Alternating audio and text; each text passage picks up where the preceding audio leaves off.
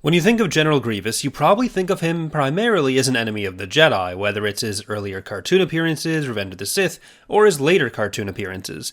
And a lot of Grievous's appearances are framed with his Jedi hunting, but as the Supreme Commander of the CIS Navy, he not only posed a threat to the Republic forces as a whole, he was essentially one of the galaxy's most notorious butchers of civilian populations. The Clone Wars were brutal from any perspective, and even the Battle of Geonosis shows a little of what's to come for the Jedi and the galaxy at large. But Grievous often took this to another level, and was responsible for wiping out entire planets. The most famous examples of this came in one of Grievous's most successful campaigns, Operation Dirge's Lance. I'll do an animated campaign map breaking down the whole campaign at some point, though today we're going to be focusing on some specific battles and events. Broadly speaking, Operation Dirge's Lance was an attempt to penetrate the core and take advantage of secret hyperspace routes to ultimately reach Coruscant for the opening battle of Episode 3. Grievous's fleet left from Yagdul, supplied by Sullust, and made their way from Duro to the core planet of Caecilius, nearby Coruscant.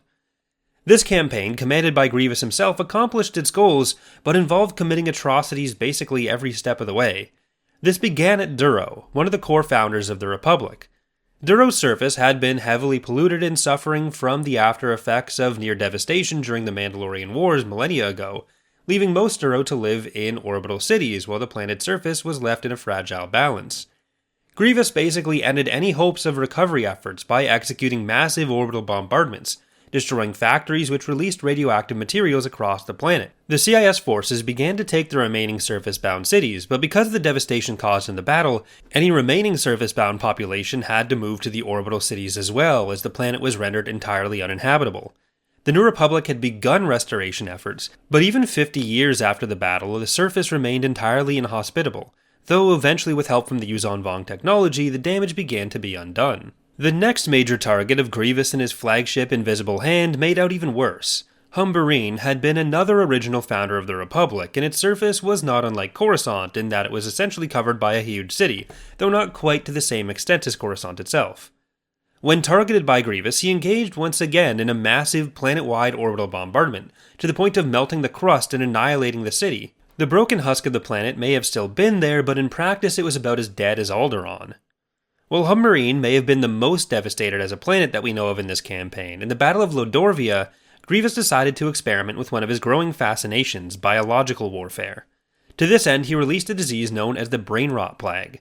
This could kill many species, but most importantly, it could kill humans, which is why Grievous wanted to use it. The disease quickly spread through not just Lodorvia, but the entire Weimel sector, wiping out basically the entire clone army stationed there, along with almost all human inhabitants. We don't know as much about the other planets hit by Grievous in this campaign, other than the fact that there were 26 total, but we do know that some, like Caecilius, which escaped immediate destruction, did go on to have long-term negative effects from the battles. Refugees from Caecilius ended up going to Biss, which was not a great place to be because the Emperor ended up siphoning off their energy for his own restoration. While just this one campaign shows example after example of Grievous wiping out planets with impunity, the tactics were used elsewhere as well.